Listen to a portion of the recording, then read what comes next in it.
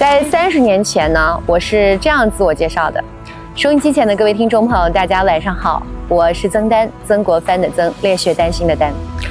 那在14年前，我就变成了时尚国际马术学院的院长，大家都喜欢叫我丹丹院长。因为我在草原上出生长大，却很少去有很多的小朋友的陪伴。那从小呢，基本上就是跟马待在一起，所以我觉得马在我的生命当中扮演的角色就是家人，给予我很强情绪价值的，给予我安全感的，给予我力量感的，非常靠谱的家人。我感觉好像因为我长年累月跟马待在一起之后，它会在幼小的我身上，就是从骨子里面、灵魂深处就具备了一种自我管理的能力。我几乎这么多年啊，我现在45岁了，那我几乎从小到大全部都是5点多钟起床，然后都是可以做到太阳一起来我也就会起来了。这个自律性呢，是毫无痛苦的自律。就是现在很多人说我想要早起，就感觉很辛苦啊，就觉得我做不到。但是因为跟马在一起长大，所以从小我就认为这就是本能。因为真正的自律其实最后是自由。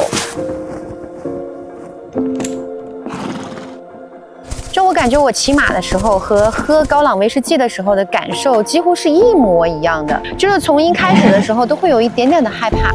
然后紧接着呢，就是你尝试了，尝试后发现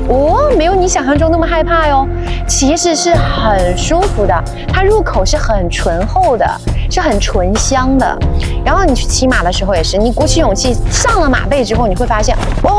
不是我想象中那么可怕，原来是很安全的，是很舒适的。然后紧接着带来的就是一种刺激感，就是它这个酒精，它对于你整个感官的刺激，你会觉得好爽啊！现在这个社会哈，我可以这么说，没有什么小众和大众的分别了，因为这个世界实在是太大了，你没有办法说什么东西是大众的，什么是小众的，只能说喜欢威士忌的人是越来越多了，喜欢马术的人也会越来越多，而且未来我相信一定会更多。所以我们就是要去找到喜欢的人，然后我们一起共同交流就可以了。我们一起骑最浪的马，喝最烈的酒。